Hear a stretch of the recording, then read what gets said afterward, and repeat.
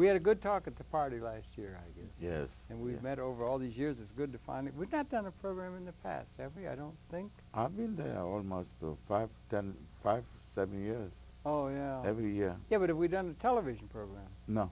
This is it. So That's right. it's way overdue. And I really welcome you to MNN and Manhattan Network and Public Access Television. Maybe y'all and some of your colleagues could do programming. And welcome. Welcome very much to Conversations, where it's a pleasure to welcome to the program an old friend of myself, and that being Dr. Sekou Sylla. And he's the founder and the president or chairman of the Guinea Development Corp, is it? Foundation.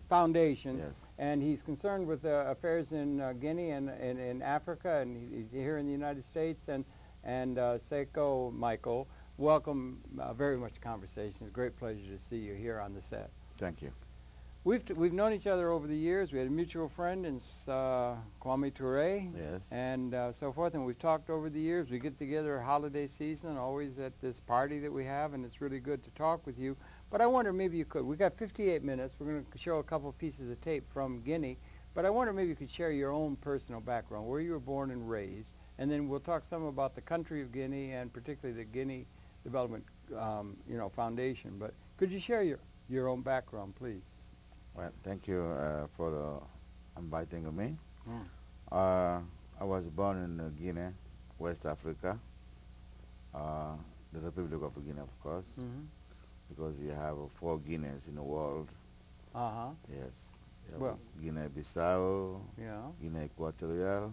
Where's that? Equatorial Guinea. Oh, Equatorial, yeah, right. And also Papua New Guinea. Yeah, and So New Guinea. And New Guinea, yeah. Mm-hmm. So 4 Guineas in the world. Yeah, that's right. And Guinea is, that's French, Yes. colonial area. Yeah. And were the others in Africa French? One is Portugal.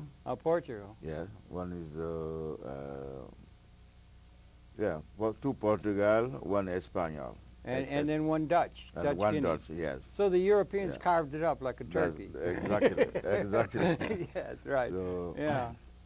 And where you are, the Guinea, it was French, huh? yes. Uh-huh. I was born, that's French colony, used to be French colony, which became independent in 1958. In 58, along with a good deal of the African continent became independent of that European colonial rule. That's right. That was part of the zeitgeist. That's right, Yeah. yes. Uh-huh. Then at young age, around 12, my uncle sent me to France. To France for education. For education. Mm-hmm. I was there and started high school and university, studied medicine. Uh-huh. Did my everything there. I worked for 2 years. Mm-hmm. Then I came into this country. You were a medical doctor then? Yes, I'm a medical doctor. And you studied in French. Is the high school there the lycée? Is it? Yeah, lycée. Is it lycée? That's the high school? Yes. And you were there during the high school Yes. years? You have a lycée, also you have a college. Uh-huh. You have 2 names for higher education after primary school. You think the French system of education is a good one, and is one that was introduced into Africa or not? Well, yes. Yeah. French custom or education was, we are familiarized with that in Guinea, because everything was French rule Yeah. up to 1958. Yeah, right. So it's different system than here. Yeah, or in England. Or England. Yeah. They are completely different. Yes, yes. But when you're studying medicine, everybody wants to know where the liver is and where the stomach is, and you know, there's a certain basic facts that are part of the education, particularly in the sciences, I guess, right? That's right. Different way to approach it, but yes, we in high school, which is a lycée. Yes. You learn some Latin or sometimes Greek. My days it was Latin.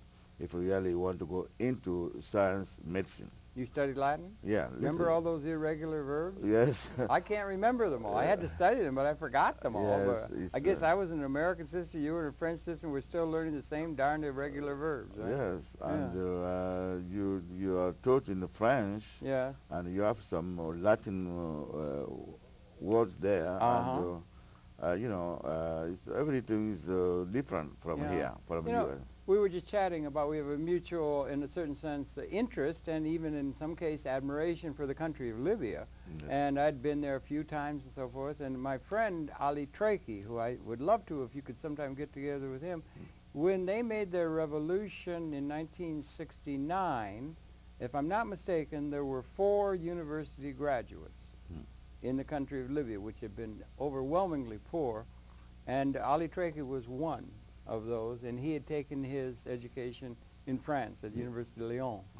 So he's relative, but I'd like some time for you to meet with him. But you studied medicine, and then after a couple of years in France, you came to the United States when then? Yes, 1973. 73. Yes. So you've been here a good long time, yeah. Yes. I finished my medical education in 1970, and I worked for 2.5 years. In France? In France, private institution and public. Yes. After that, I wanted to go to my country. Yes, Guinea. Guinea. But certain things make me not to come here first. Political? I don't want to pry. Not politically per se, but to further my education, my, you know, some certain things. Your career. My career. Yeah, right. Exactly. And since then, I couldn't go back. How do you like New York? Do you like New York? I love New York. Isn't it something else? really everybody in the world is here. It really is. I love New York with all the warts and everything. I still think it's a real good gathering place for a lot of people. And you've also been very interested in public health, haven't you? Oh, yeah. Over the years, and you've been participating in a number of public health initiatives and so forth that have ramifications for the world and even in the United States and so forth. That's right. Well, after coming here, I have to go through a lot of things, a lot of process. Yes. You have to take your exam, medical exam, in order to practice in this country. Yeah. So I did that. Then. Where did you do that? NYU? No, I studied Stanley Kaplan. It's an institution where they give some basic background of exams, past exams, and medical exams in this country. Right. So I subscribed myself there and studied I'm studying and then working. Yeah. Because I was very lucky to get a job at St. Luke's Hospital. At St. Luke's? Yes. A great institution. It's a reseach hospital, I think, also. Exactly, And you're interested in research? Or, I did a lot of research there on behalf of Dr. Sami Hashim, who is originally from Lebanon, but is American now, studied here too. So I was lucky enough to get a job there. So I was working and studying, until I passed my medical exam. Congratulations on passing the exams. In France, you have to pass exams, and here you have to pass exams, and you've done both. So congratulations on clearing the bar in both cases. Yes. To use a legal term, but a legal professional term. That's right. Well, you've been here. Now, you've always kept your interest in the foundation you have is in the country of Guinea, your home country. Maybe you could just introduce us a little bit to the country. It's on the west of Africa, and I hear from the literature you sent me that it is now designated by the UNDP as the least developed country in the world. That's right. That's pretty staggering. Yes. Well, and maybe a country would be good for us all to understand better in order to get a feeling for some of the work that's set out for us as a human society to try and alleviate the differences. That's true. The country, Guinea, is the resources which Guinea has is no country in the world has it. Really? Bauxite? It's bauxite. We are number 1 in the bauxite. And number 1? Yes. Really? Yes, in terms of bauxite reserve. Yeah, you need a lot of electricity. Exactly. Yeah, right, exactly. Yeah. We need electricity. And Guinea has iron ore. Guinea has uranium. Uranium. Yes. That's likely to be. And gold and diamond. and also a lot of gas and petroleum, which they haven't even started to develop yet. Why? Yes. Why do you think it is that they've not been able to develop these Well, resources? there are a lot of reasons Yeah, for I'm that. sure. Of course there are. As you know, after the independence in 1958, Guinea was almost blocked by French government. Blocked. Blocked everywhere. France had a really hard time giving up their Oh, empire. yes. What happened in Vietnam after Dien Bien Phu, and then in Algeria, That's it was right. a horrible business. Yes. Frantz Fanon wrote that book, The Wretched of the Earth. That's right. And they had the same thing then in a sort of a vengeful kind of attitude Yes. toward their former. Yes. Yeah. You have to, then the contest was politics. What was what? Politics. Yeah, right.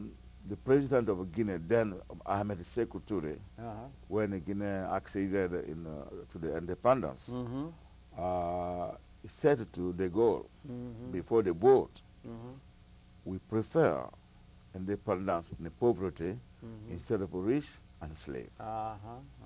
That's an interesting thing. Exactly. For that, de Gaulle said to him, you can have your independence in saying no 28th of September with all the consequences.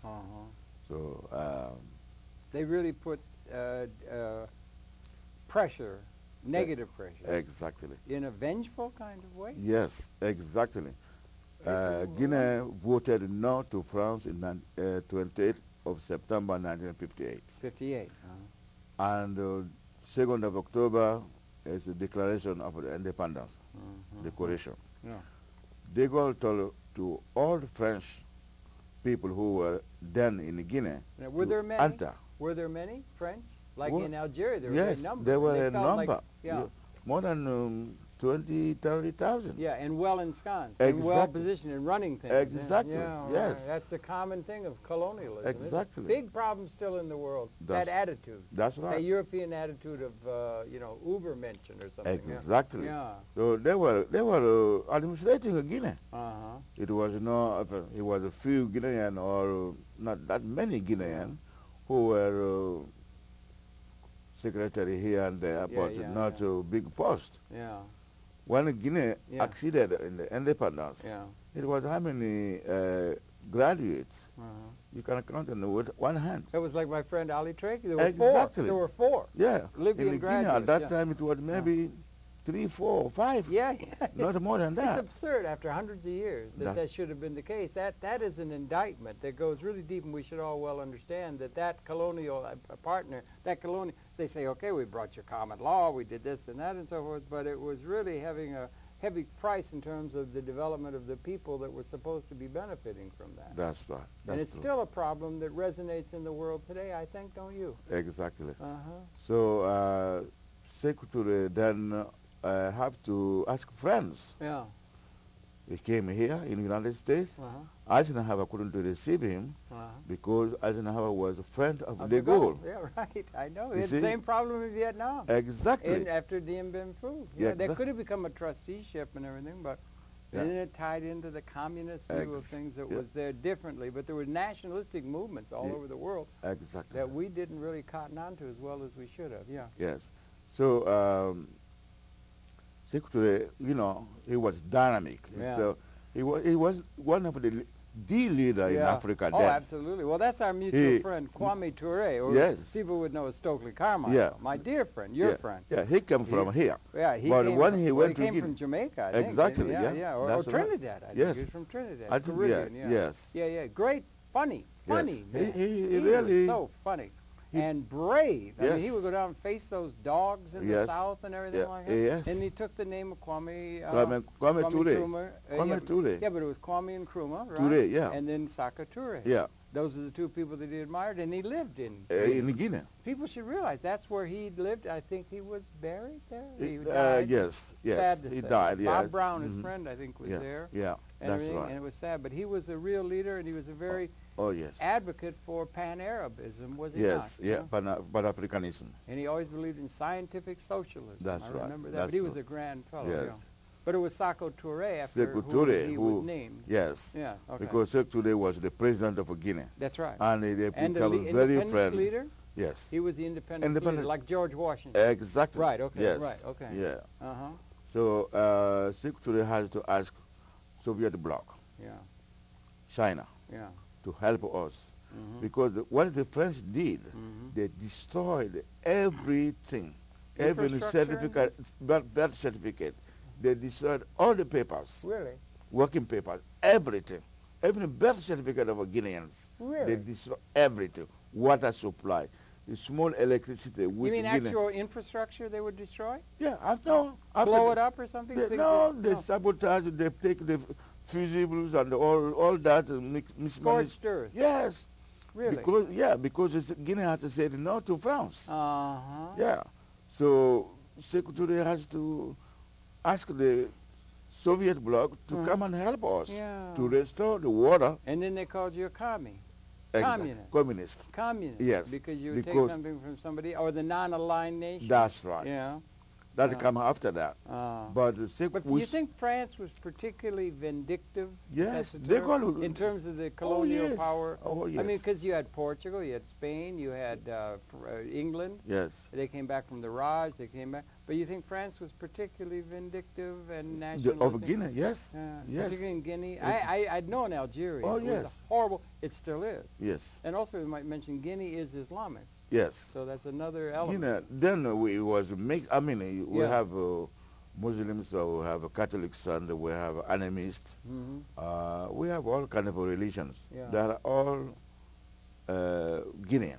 But it's 85% 85% Muslim. Because it's coming down below Mauritania there, that's where it is. And it's about twice the size of Pennsylvania, a large area. Yes. Good deal of it's in the Sahel Desert. Yes. And you have a lot of resources. That's right. Had that, and you got how many population? 6 million, something like that? No, right now it's 10 million. 10 million? 10 million. 10 million. It's 9.5, but since 2003, right. Now I will say 10 million. Right, okay. Or and even more. Yeah, and I just saw a thing on the BBC last night that they got this awful part of the Sahel, I guess the locust attack and so forth in Niger, or Niger. They've got a terrible famine coming again. You're subject to that kind of thing there, and you say that your country, Guinea, is dedicated as the least developed country in the world. That's true. Pretty amazing. And you got all these resources. Yes. So the question would be raised in many people's mind, how come? Yes. Why? What can be done? What does it signify? What can we learn from the Guinean experience? And, and you're doing your part with your foundation to try and fill the gap, but... Yes. Yeah. The least, because it's classifying as the least developed countries, because we don't have that much people after the independence to come and help Guinea to develop. The door was closed, and Guinea was in socialism state. Guinea was socialist. Socialist. Now Guinea is in development process since 1984. Since 84, they've turned a corner or something. Yes, Sekou Touré died in Cleveland, Ohio, here in the United States. He was here for health reasons? Yes. He wasn't in exile? Or? No, he came to get operation. Yeah, and didn't work. And after the operation, he couldn't survive. Yes. So he died here, and they took his body to Guinea. To Conakry. Conakry is the capital. That's also where Sekou Touré is. Yes, buried, that's right. Yeah. So that's Guinea. Normally we do have rainy seasons. Yeah. Guinea is very fertile. Fertile agriculture. Agriculturally. You're not into the desert in the west or in the east. We have. Thank God for that. They have 80% of agricultural people. They can develop the country, but the development is family development. You know, from 1 to 10 person or 10 acres per person. Now, how about things like infant mortality rate? That's a real problem I know you're addressing with your foundation. Education, these kind of things, finance, availability for development. You got bauxite, you got these things. Bringing those things together in a way that would be developmentally beneficial to the people of Guinea and maybe get you up to the third, Yes. Up the scale of getting the development of those resources, human and natural, that exist there. That's true. Guinea has, as you have said, is described as the least developed country. That's human And development, the health You're care right. also, the infrastructure is very lacking. We, as Guinean, after Second Republic, yeah. the takeover of the Second Republic, Mm-hmm. the president asked all the Guineans abroad and in Guinea to come and help to develop the country. So that's why we, the Guinean here, I had an idea to create the foundation. So there was a call out for Guineans around the world who are in other parts of the world, Yes. patriots. That's like, or right. something. Yes. Now you're a resident. I'm you're American. A citizen in I'm a America. citizen. You're I'm a American. citizen now, Yes. right? But you're still Guinean. Yeah. Yeah. I try to help them. Yeah. Yeah. And the language, if I may, just one thing. The language is French. French. Or is there also other native languages that have been there from time immemorial? Yes. And what, we have what is the 40 language division? Well, we have 47 languages. 47 languages? Yes. Distinct languages? Distinct languages. That's pretty centrifugal. Yes. I'm a Susu tribe, but we have a Mandingo. Mandingo. Yeah. Mandingo. We have a Fulani. We have a Fulani. Yes. Yeah. Fulani. Yoruba? No, we don't have Yoruba. Yoruba is in Nigeria. Yes. We have many: Baga, Toma, Kisi, Gerze. And those identifications are very powerful. Is there a strong overriding sense of Guinean nationalism that unites them? Oh yes. Oh yes. Yeah. Okay. We're all unified as a Guinean. Yeah. It's I can speak 11 languages. You can speak 11 languages? Yes. One of which is 11. French? Yes. And English? Yes. And then some of these other native languages? Yeah. Native languages I can speak 11. And can the people, if somebody speaks one of those languages, they can't communicate with some? Is English or French a lingua franca? Yes. Does everybody in Guinea speak French? Yes. From almost, colonial? almost, yeah. If they don't speak French, but at least they know some words in the French. Right, right. But the communication in Guinea is French,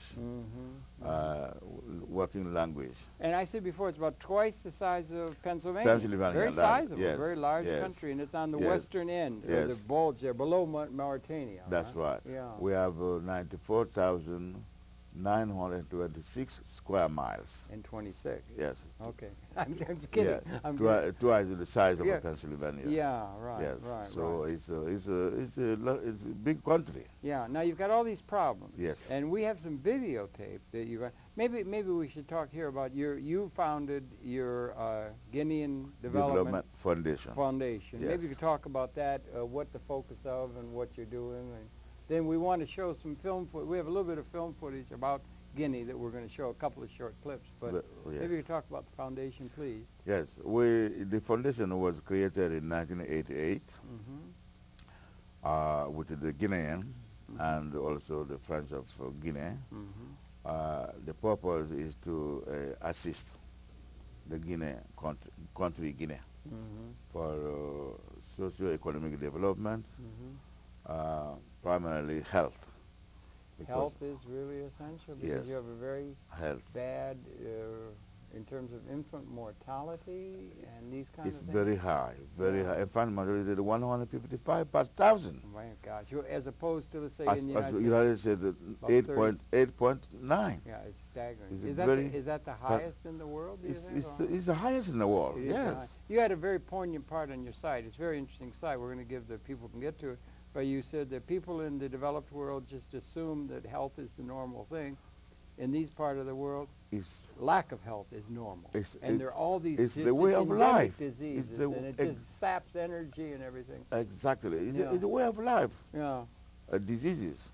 And these are things that it's not like we don't have the knowledge. We have the knowledge, we have the design capability of how to eliminate or deal with these things. True, yeah. But we just don't have the institutions or the support mechanisms to allow us to do what we now know and have won through science and so forth, how to deal with these things. And that's particularly sad, don't you think? That's very sad. And now we got this thing going in a country, Niger, you're familiar with? Yes, they yes. got the draft is coming there now. Exactly. It's awful. Exactly. It's awful. And yet the world and the Western world seems not to be able to be taking an interest in helping it along in its own terms adequately. Do you feel that's more or less the case? That's the case. Yeah. That's the case. Uh-huh. Sometimes they will say they are going to do this, but the time they do it is almost maybe too late. Uh-huh. Because this problem we are facing is not starting yesterday. No, it's starting a long time ago. Uh-huh. If there is natural cooperation, mutual cooperation of exchanging of idea, technology, and economics, because equitably we can solve our problem. Yeah.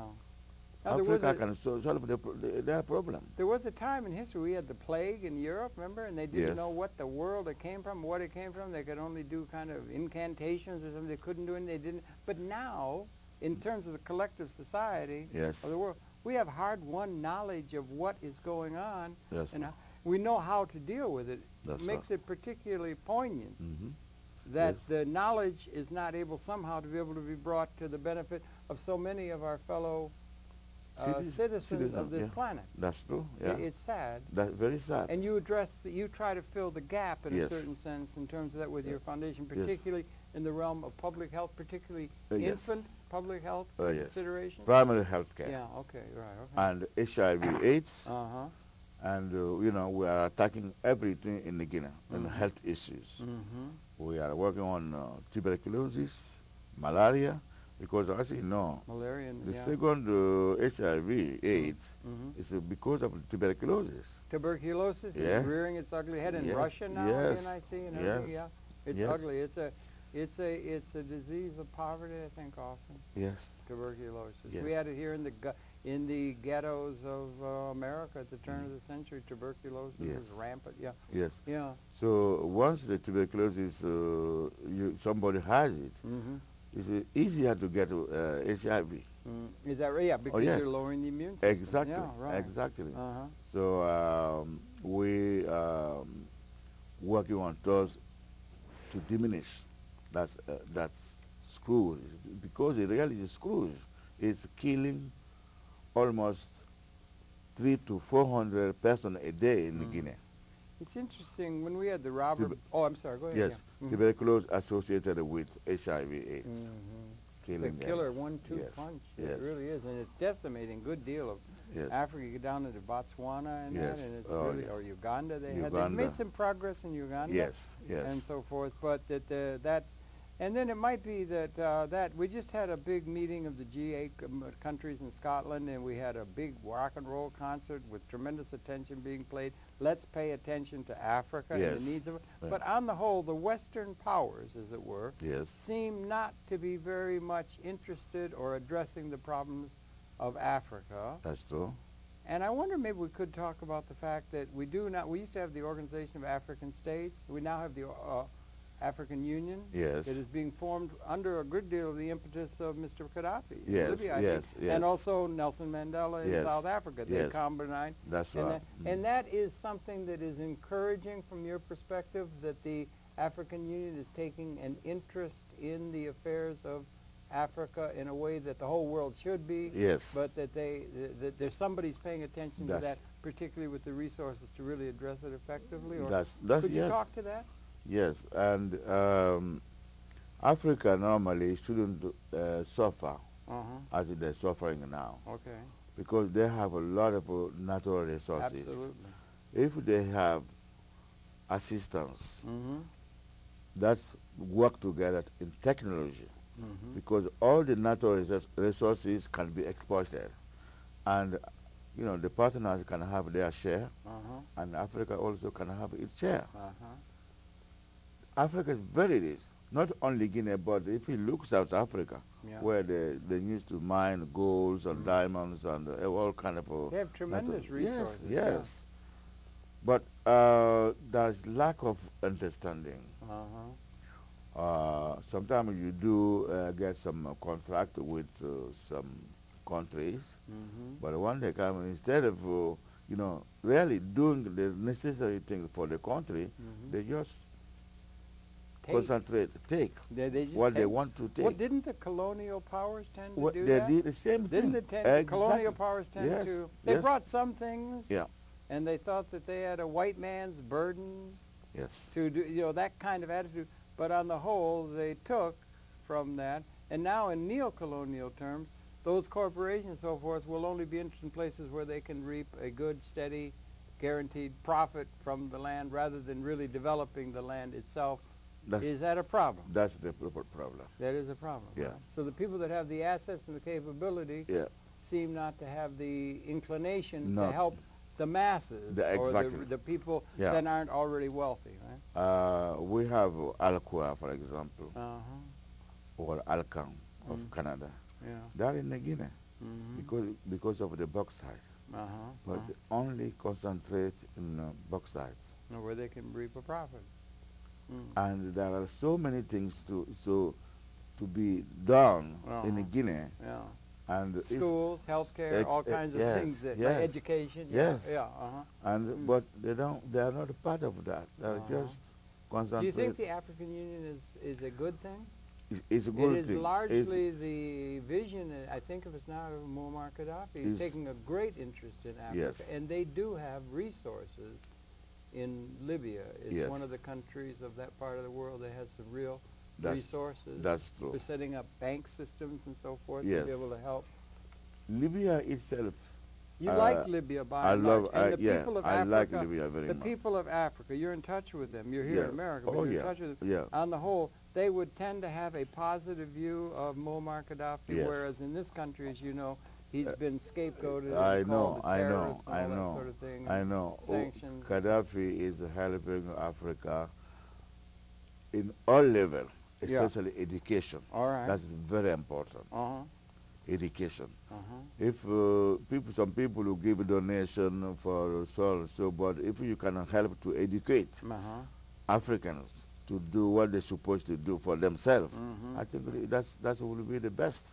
And Muammar Gaddafi is doing that. And he's widely... He's very well liked anyone who's really doing things, and particularly people who are really doing something in a big and positive kind of way, are going to have a lot of enemies, particularly people who have the old system and so forth. But on the whole, the people of Africa are well disposed toward what Muammar Gaddafi stands for. Yes. And that's a large block of humanity. Yes. He also has a tie into the Islamic world. Yes, exactly. He's in the center of the Islamic world. Yes.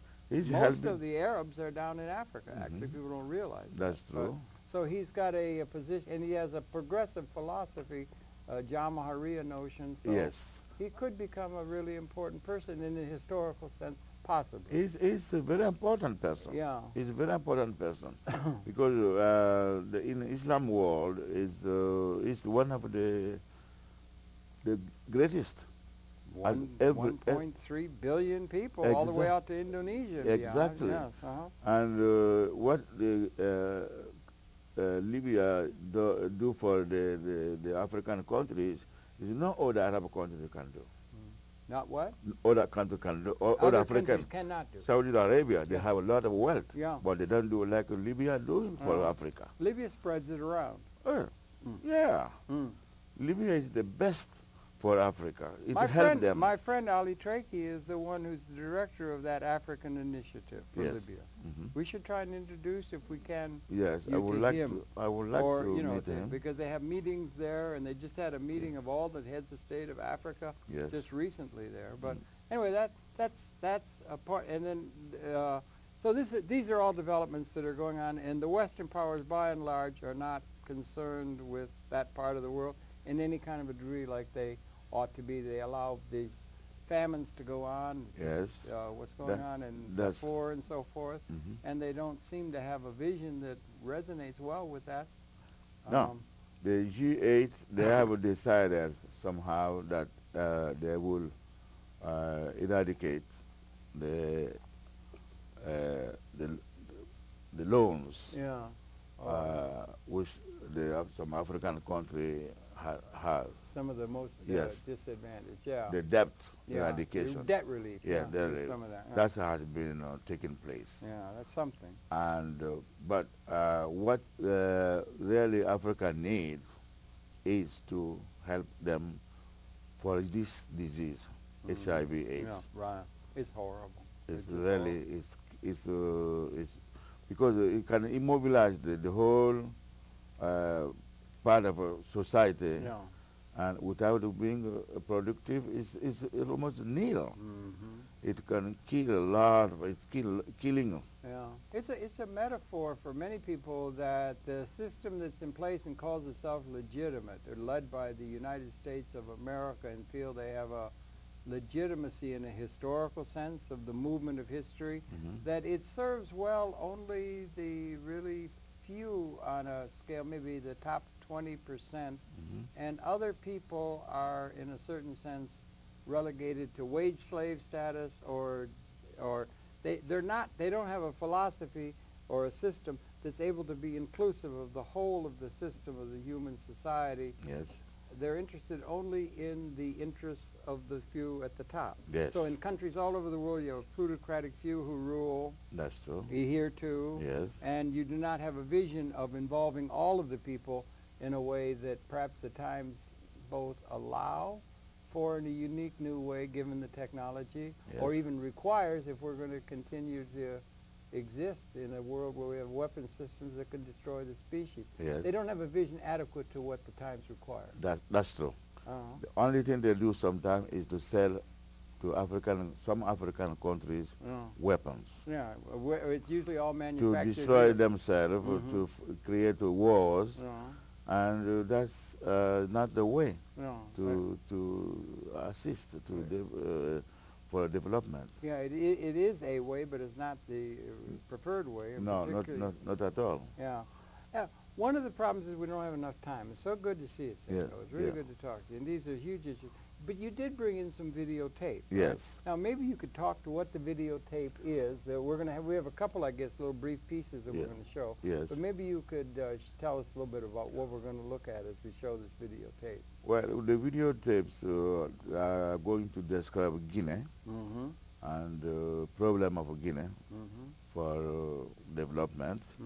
We also have a problem for diseases like HIV/AIDS, TB, malaria. No. And we are trying to find people to come to Guinea. Guinea has its really problems, but those problems can be solved. And the Guinea Development Foundation is there to assist them. To try and get some people to concentrate on what can be done there. And they have programs in place? And we have a program, so we have they can go to our website. Yes, indeed. What is the website? Say it. We have www.guineadev.org. GUINEADEV. .org. .org. They can get a lot of information there. Yes. But you're going to show some footage from there, just a couple, 3 or 4 minutes or something like that. Exactly, yes. And so maybe we could set that up then. We're talking with Dr. Sekou Sylla. Yes. And he's the founder and the chairman of the organization called the Guinea Development Foundation. Yes. And we're going to show some videotape from Guinea, and then we're coming back. So if you could set that up and run that first piece now, then please. Thank you very much.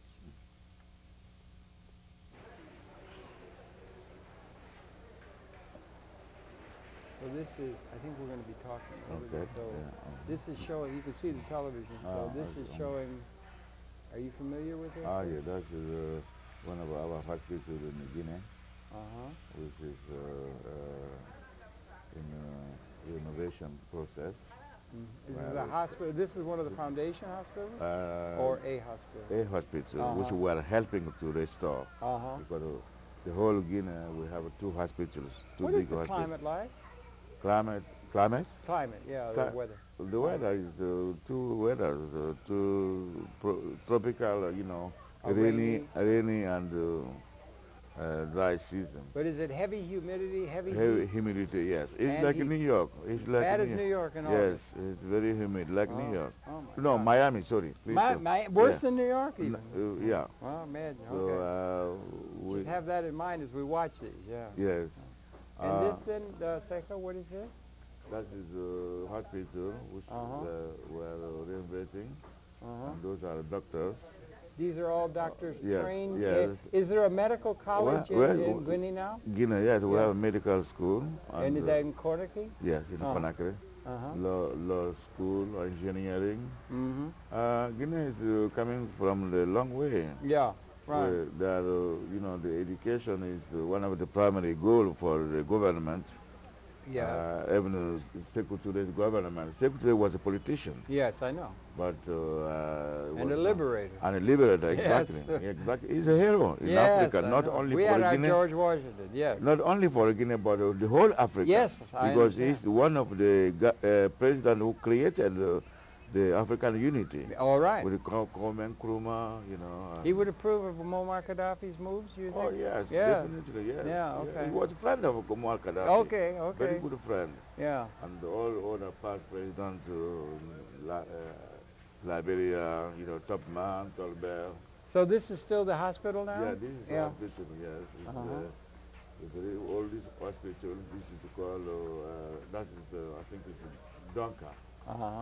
Donka, and we are helping that to renovate. We are also building a hospital, small hospital in the Bofa. Where? Bofa. Is that a town? Yeah, it's a region. Oh, region. Where we are normally, we have our headquarters also, trying to develop the whole... Is that the region that encompasses Conakry? Yeah. Oh, the capital, right? No. It's west of the capital. West of the capital of Conakry.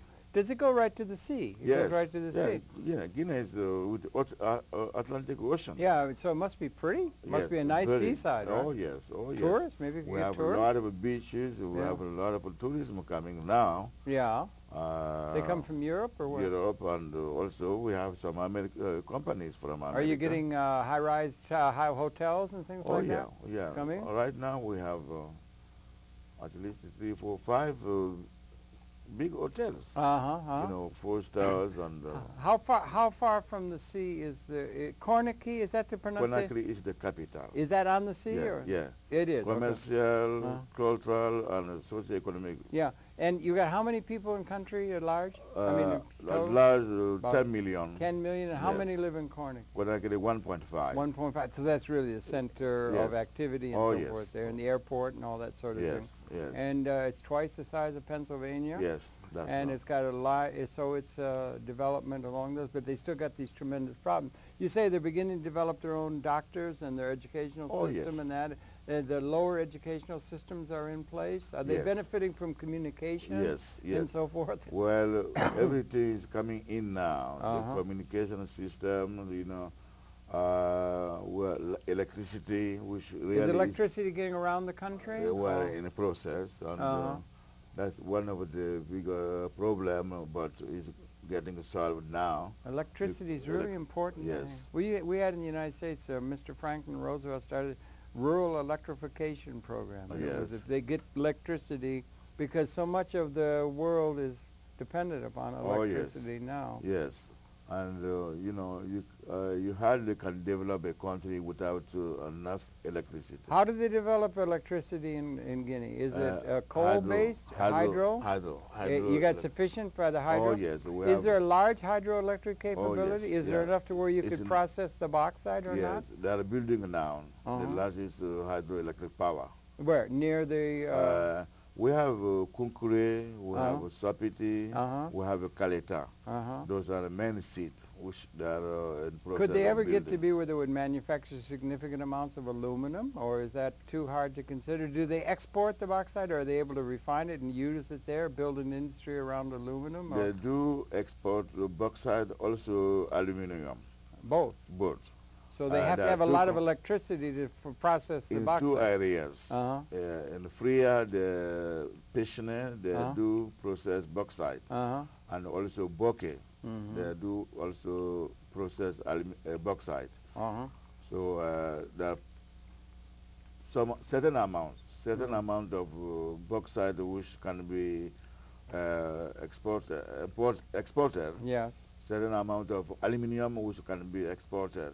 Well, mainly the bauxite is taken away to different countries like in Ghana or Jamaica or I think here in Pennsylvania. They have a lot of bauxite in Jamaica too, I think. Yes, but Guinea have 2/3 of the world bauxite. 2/3 of the world's bauxite? Yes. That's a huge thing. Huge, yes. And aluminum is so 28 important. billion metric tons. Wow. Oh, yes. Really? Oh, yes. Well, now, I would think people would be interested in trying to develop that in a major way. I mean, I'm not sure. Is it being developed in a major way? Yes, yes. We have a company named Alcoa and Alcan. Oh, Alcoa is there. Yes, Alcoa is there, and Alcan of Canada is there. We have some Russian company also, Sebeka, which is in India. But we have a lot of sites of bauxite. Yeah. A lot of areas. Guinea is #1 in the world. After Guinea is Australia. In bauxite? In bauxite. I'll be darned, I didn't realize that. Oh, yes. Why did I think of Jamaica had too? And who was the fellow Jamaica who have used to some be there? bauxite too, but not as much as Guinea. Yeah. But that's an important resource, Oh, yes. So how is it, you've got all these resources and all this, how can it be that it's the least developed country in the world? It's not developed. Okay. That's the problem. They're in the process of development now.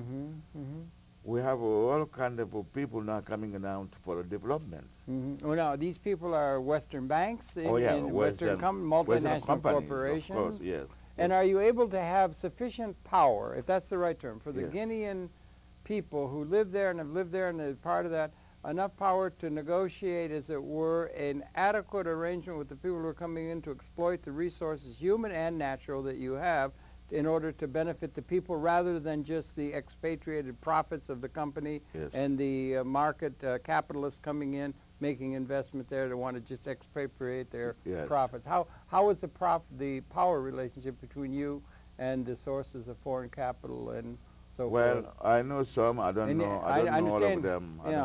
But in general, maybe for Guinea and then for Africa. Yes. As a whole. Yes. Because the Western powers, particularly the bankers, seem to be interested in extracting a profit. Yes. And they'd rather not just have to bother with leaving any benefit behind for the people all too often. Now that's true, but now it's a negotiation now.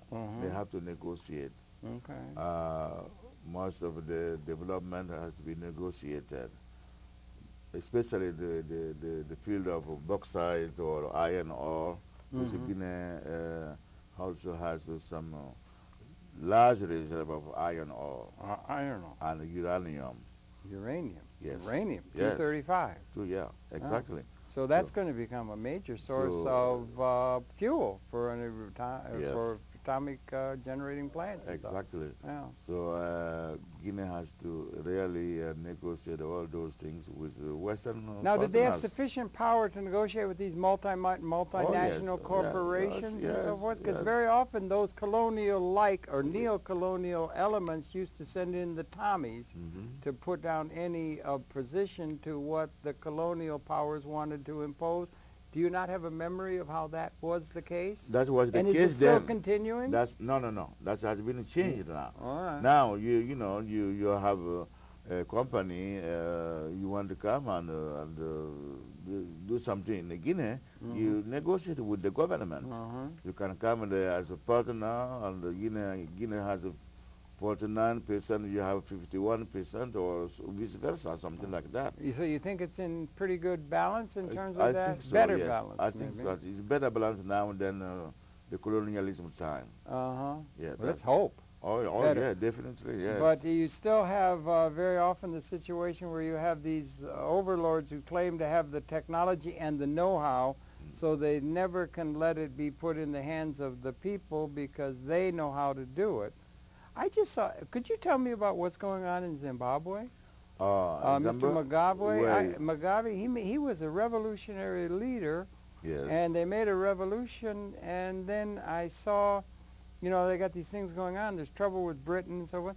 But that 95% of the land that was agriculturally developed was done by white people. Exactly. And 10 years later, it's still 95% Yes. of the land is owned by and operated by the white people. Yes. And there's some problem with that somehow they never be able to bring something to the benefit of. There might be something more to be positively said for him than the Western press might want to say. Oh, and yes. it's just sort of a neo-colonial white man's burden thing being imposed on that continent. That's what I'm saying. Is there a problem along those lines? Yes, that's true. And Mr. Mugabe has a reason in certain ways because in a colonialist time, the British people, they have almost the whole land. Yeah, they just were like lords. Like, so I think they should give a share.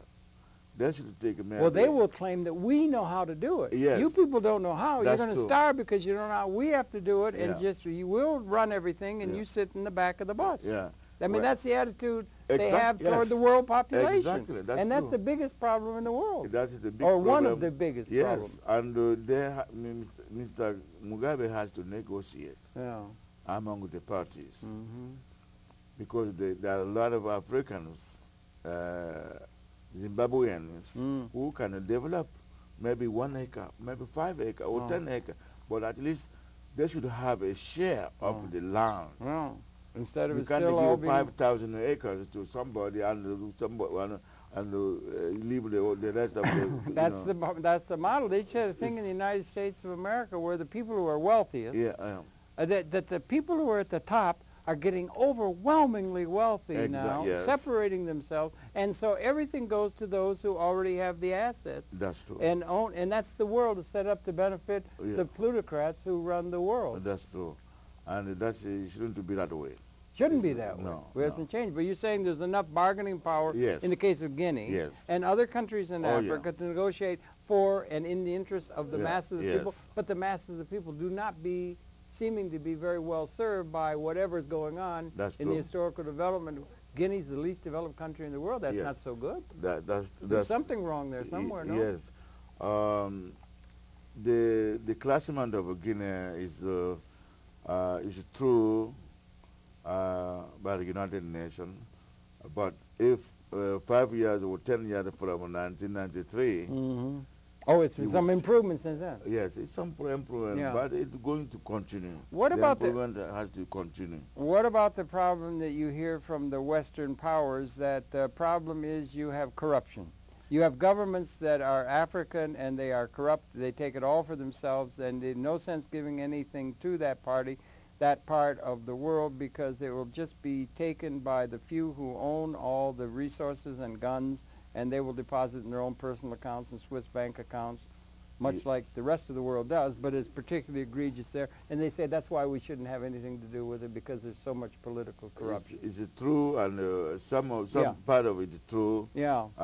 Some countries normally they do really have tendencies of Swiss bank account. Swiss bank account, yes. Yeah. Like, for example, Liberia, former president.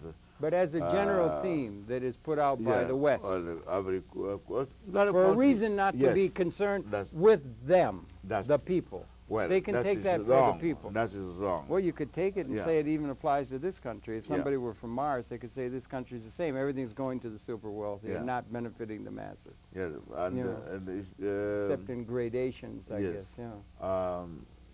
We right now the United Nations has some negotiating power.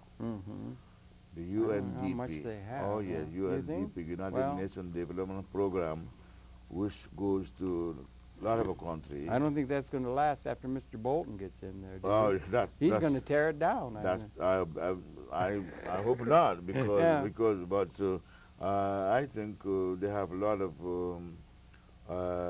negotiating power. Okay. And especially with Guinea. We have their representation there, and they do see certain things be done through the normal way. you know, to avoid the corruption. Yeah. You know, and We should avoid corruption all over the world. all over. Because Yeah. it's characteristic But of the even whole here is world. corruption. Yeah, everywhere it's Yeah. that way. Here, including the United States. Yes. Yeah, right. Yes. Keep that in mind. It's the Yes. kettle calling the pot black often. Yeah. Yeah. So, but I think if the investors are guided through certain channel, Yeah. they will be able to come across the things which they wanted to do, and they will be able to do that without going to the corruptive Yeah.